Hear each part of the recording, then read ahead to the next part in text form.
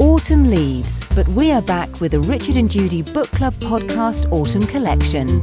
And we're back to share another fantastic collection of new paperbacks and authors with you. We've been working hard to narrow down our list, and here's what we've chosen for you. Hi, I'm Kate Mosse and I'm the author of The Taxidermist Daughter. My name is Peter Swanson and I wrote The Kind Worth Killing. And Tyler's A Spool of Blue Thread. Hello, my name's Dinah Jeffries and I'm the author of The Tea Planter's Wife. Hi, I'm S.K. Tremaine and my book is The Ice Twins. Hello, I'm Lucy Brownlee and I am the author of Life After You. Hello, I'm Catherine Chanter and I've written my first novel, which is called The Well. Joseph Kanan, Leaving Berlin. So that's what's coming up. Let's get cracking. The Taxidermist's Daughter by Kate Mosse. Fishbourne Marshes, Sussex, Wednesday the 24th of April, 1912. Midnight. In the graveyard of the Church of St. Peter and St. Mary, men gather in silence on the edge of the drowned marshes. Watching. Waiting.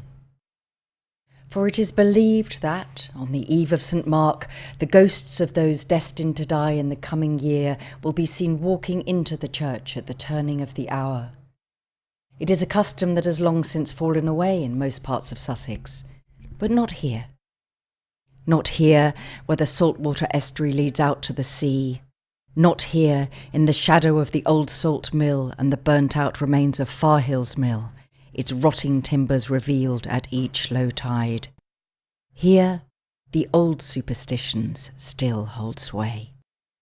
Skin, blood, bone. Out at sea, the curlews and the gulls are calling strange and haunting nighttime cries. The tide is coming in fast, higher and higher, drowning the mud flats and saltings until there is nothing left but the deep, shifting water.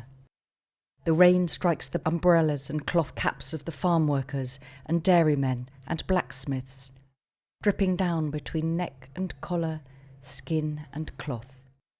No one speaks. The flames in the lanterns gutter and leap, casting distorted shadows up and along the flint face of the church.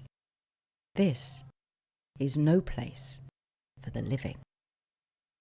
We start very appropriately with a fantastic gothic romp of a novel, really, really suitable for winter nights, and it'll really scare you. But also it's a lot of fun. And it's The Taxidermist Daughter by Kate Mosse, who's with us now. And Kate is, of course, very well known for her Labyrinth trilogy, all about Carcassonne and southwest France. But this is set in Sussex, which is basically it's your home. It's home. Yeah. It's home, as opposed to adopted home of Carcassonne. And I loved writing this book, and to be back, I have to say, with you two on the sofa, because of course Labyrinth, you did that before, and it changed my life. It really did change my life. Well, you wrote the damn thing, darling. We just talked about it. No, but it was that sort of thing. It made it possible for me to be a writer full time. Gosh. Yeah. Well, and that wouldn't have happened otherwise. No. So, thank you. Oh, it's a great pleasure. Waited 10 years to say thank you. Pleasure. The Taxidermist Daughter is very different, and yet it still has that sort of same those same sort of inky links with the past, I would say. And it's the story of Connie Gifford, who lives with her. It begins in 1912. That's right. So that's 2 years before the Great War began. And she's living in Fishbourne, which is a Sussex village where you yourself used to live. And she is literally a taxidermist daughter. Yes. She is the daughter of the local stuffer, if you like, whose fortunes have, unfortunately, because the huge Victorian vogue for buying stuffed birds and animals and decorating house has fallen through. So tell us a bit about Connie and her dad then. Well, Connie is one of my classic women protagonists, in that she is self-determined, she's active, she's clever, she's bright, but she exists outside of her time. So she hates all the restrictions that are on Edwardian women, and she loves her dad, but her dad is broken. And something has happened 10 years in the past, we don't know what, and she can't remember. And they live now on this isolated house on the corner of the marshes. And 1912 was the wettest summer on record until 2012. And so she is looking out of the windows and she's seeing the tide is getting higher and higher and the storm is coming in. You can see all the way down the channel. And she knows that she's got to take over her father's taxidermy business because he has turned to the bottle. His hand shakes. He can't work anymore. So what does a girl do? She's not allowed to do it herself and there's no income coming in. So it's one of those stories. It is a proper Gothic twister, which is the idea of something has happened. It is going to come back and haunt the present. There is quite a high body count. And Connie is the person who's got to find out both what happened to her in the past, but actually what havoc is wreaking the village. You know, there's the idea of things stepping through the village, it all falling apart. But I think your choice of taxidermy as the discipline, rather than, say, him being a chemist or something like that, or maybe a doctor, which would, you know, you could have made work. But the fact that it's about taxidermy, and you write about it in a very, very gory, well, direct way, don't you? I mean, did you know anything about it before you read the book? No, I didn't. But I had, when I was growing up in Sussex, there was this incredible museum of taxidermy nearby. And in those days, you know, the days before health and safety, as you know, we all were taken there as children in the 60s and 70s, and we just sat amongst the taxidermy with our sandwiches. And I loved that museum. And because the person, Walter Potter, he told stories through his tableau. So rather than just stuffing the animals, and you're absolutely right to say stuffing, because actually that's what taxidermists called themselves. They thought taxidermy was a poncy foreign name. They called themselves stuffers. Yeah.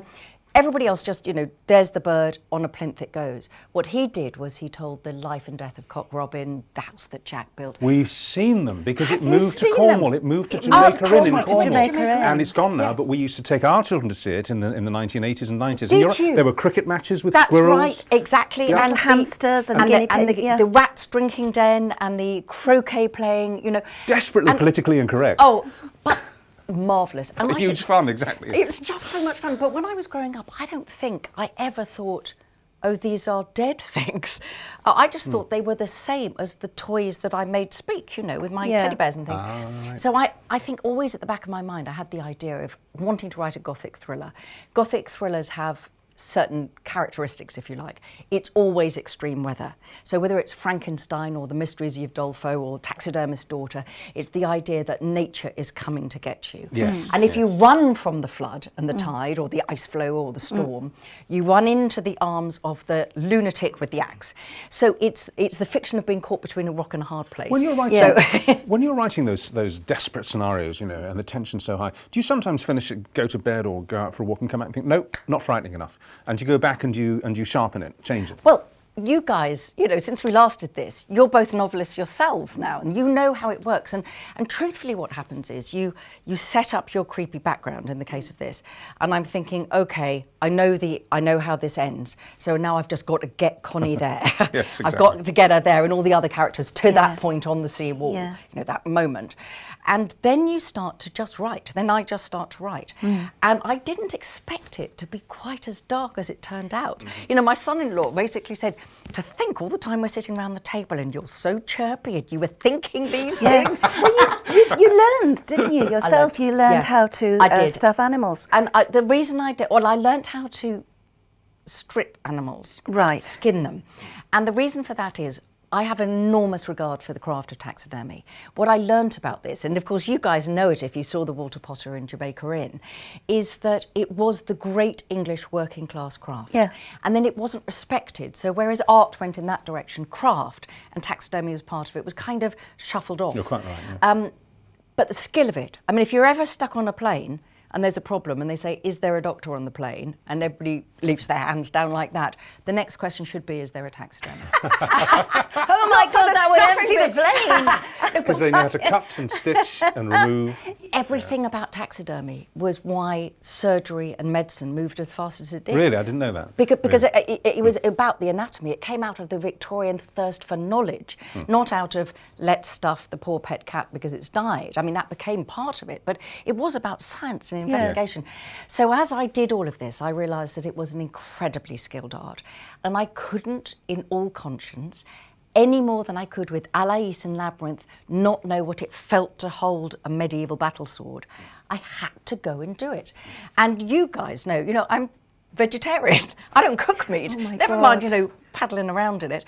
And it was absolutely disgusting. I bet it was. But the thing was, I knew it would be, when I said to taxidermists, I interviewed lots of taxidermists, what does it smell like? They looked at me like, what do you mean? Because it's their world. Yes. So I just thought, all of my books, my creepy birds in the book, they are jackdaws, magpies, Corvids, rooks. yes. They are Yeah. corvids. They are those birds that look at you with that. And you do that collective nouns. Yeah. Which one of them is a murder? A murder. A murder of crows. Of crows. And I love all of those collective nouns. I have, embarrassingly, I have books with collective nouns for No, birds that's and animals. And it's very handy in Scrabble. But that was the thing. So that question of making it scary, it's truthfully, if you've got the flood, if you've got an isolated house, if you've got the storm coming in, if you've got all the decaying birds in bell jars and glass and there is no electricity and it's flickering in and out, and every time the lightning goes, suddenly those black beady eyes of those stuffed crows and rooks. If you can't make a thriller out of that, then you've got no business writing books at all. And you've also got this. We should just say you've got something terrible going on in the village. Yes. Something terribly secret, which links with whatever happened 10 years ago, which broke Connie's father down. But we can't give that away. Great book. Just one more question before we round this off. How important do you think is the oncoming, as we know now, of the First World War, as something which drives the tension of the piece? Because I don't think this story could have been written if the First War hadn't happened. You couldn't have written it in 1920 or something. The war changed everything, didn't it? It's so interesting you've picked up on that, because it was essential to choosing 1912. Because I love to have in my, I'm an old-fashioned storyteller. I like a beginning, a middle and an end. I like the reader to shut the book and feel, now I know what happened. That was worth spending my hard-earned cash on it. And the thing about 1912 is precisely that there is a prologue at the beginning where you can hear the rain and all of that. There is an epilogue at the end, which is the full stop. It's the full stop of the novel. But when you read it in 2015, and of course I was writing this as all the commemorations in 2014, we all know that ending that seems happy in the sun, those people, the ones that have made it through, we know that most of them will not be there a year later. And so that poignancy when you're writing a Gothic novel, a thriller where there is a high body count, and it is a whodunit as well as a whydunit, we know that is a shadowed ending. And it did feel very important to me. I didn't want to write a First World War novel, but I thought the consequence of that. And the weirdest thing when you're doing your research into 1912 is they have no idea. But it's coming. No. So how can you not read that without that being deeply? No, it's a very haunting end, actually. You're quite right, though, and it could be the epitaph of any Gothic novel. You think that was bad, you think that was scary. Exactly. Just hang on a couple of years. And this is this is a serial killer thriller. Essentially, it's not my normal thing, but of course, what was to come was so much worse, and particularly in Sussex, where all of the Southdown regiments, the Sussex regiments, were wiped out in the space of a couple of mornings. It's known locally as the day Sussex died, where almost every single young man and older man who went to fight was lost in the space of a couple of hours on the eve of the Battle of the Somme. And it still means something in Sussex. Yeah. And when you walk your dog, not on the Fishbourne marshes, but when you walk past all the village halls, there's just those terrible lists of name after name after name and the same date of death. And so for me, that was my nod to my own history, to my landscape, I suppose. Well, it is a compelling read, as they say. It really is. Just to remind you of the title in case you're coming to this a little late, it's The Taxidermist Daughter by Kate Mosse. We absolutely loved it, every page of it. And if you buy it from WHSmith, who we do the book club with, then, as I'm sure you know, you get extra content in the back of these books. You get a Q&A that we do with all the authors, and lots more information, background information, fascinating insights into how they wrote the book, which you won't get if you buy it anywhere else. Simple as that. Anyway, that's it. Taxidermist Daughter, Kate Mosse. Fantastic autumn read.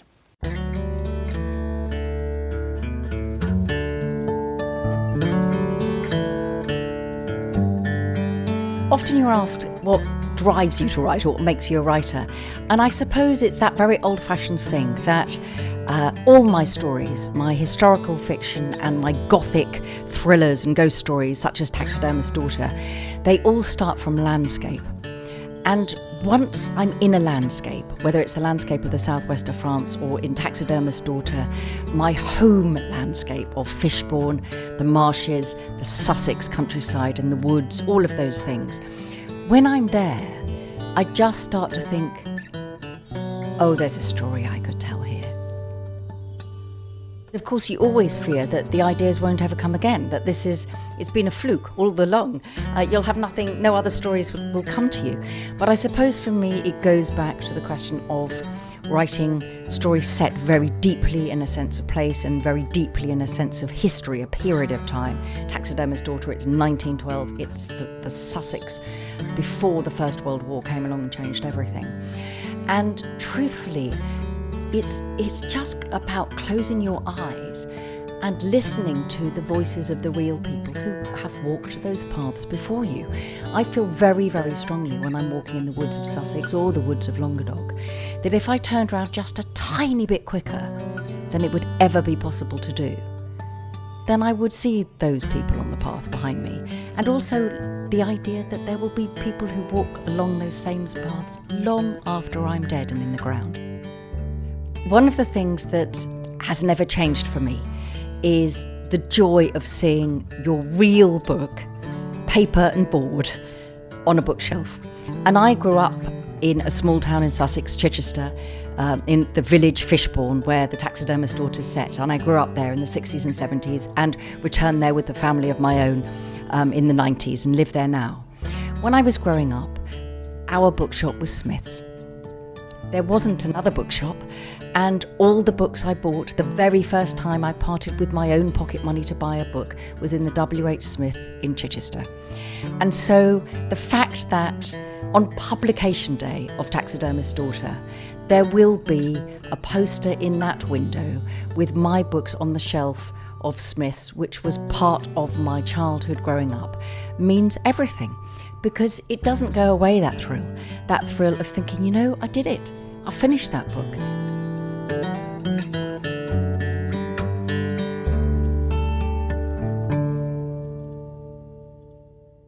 Kate Mosse, of course, is a fabulous writer, immensely popular now because of her Labyrinth trilogy, which is very, very detailed. But she's also decided to write some stuff which isn't quite so historically kind of intricate, and this one, The Taxidermist Daughter, is a fantastic novel. It's really gothic. I mean, she designed it to be a real traditional gothic horror story, crime story, murder story, and she sets it in 1912 in the Sussex marshes. And I like the way that she writes of what she knows. I mean, obviously she has a place in Carcassonne, she knows it intimately, and Sussex marshes was where she was brought up. You know, she knows this territory, she knows this terrain, and I suppose with the sensitivity of a child growing up there, she knows its spookiness. I mean, children are so attuned to the ghostliness and the spookiness of an environment, and these marshes really are. They always have been, and they are to this day. Yeah. And she captures that beautifully in her Wreathed in prose. mist and fog, very prone to flooding and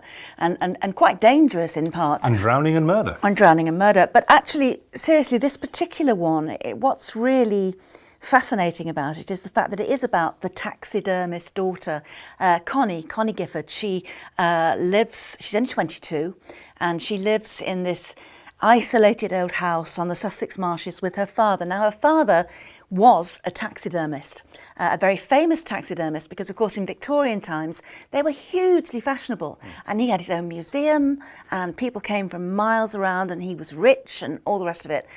But he's now a broken man. Something terrible happened to him 10 years ago, which we don't know what it was, but he's now a broken man. He's an alcoholic, he can no longer work, and he lives with his 22-year-old daughter. And basically, the story is about what did happen those 10 years ago and what is going on in the local village that has broken her father down.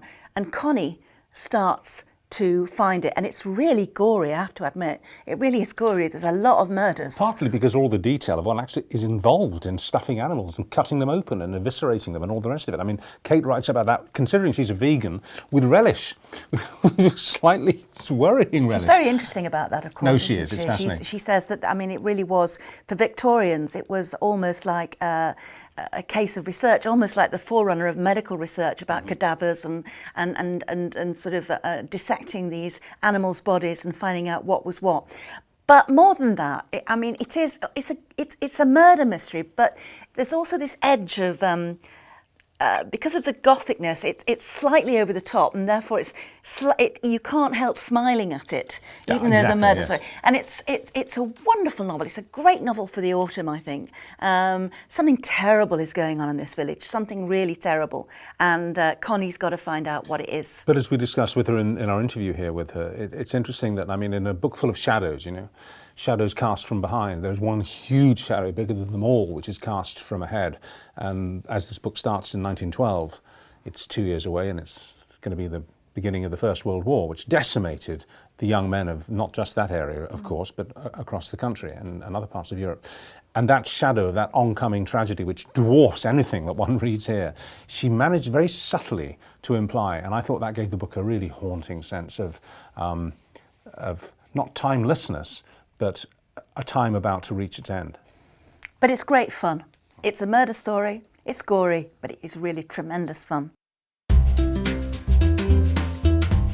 Did you know you can download each and every book via Kobo for your e-reader and via the Kobo app for your smartphone and tablet? We get to meet Peter Swanson next time as he tells us all about his title, The Kind Worth Killing. What's really interesting is how many people at book readings come up to me and sort of say, I really kind of secretly liked Lily and her philosophy. And it makes me a little nervous because I'm like, well, don't do anything about it. Don't use my book as a guide. But I think, she has a very practical view, which is we're all going to be dead in 100 years. And if a few bad apples get pushed along a little too soon, what's the harm in that? She has a big picture view of killing, and it just doesn't bother her in a moral way. It's a great book, and we're going to give you a spoiler-free introduction in the very next edition of the Richard and Judy Book Club podcast.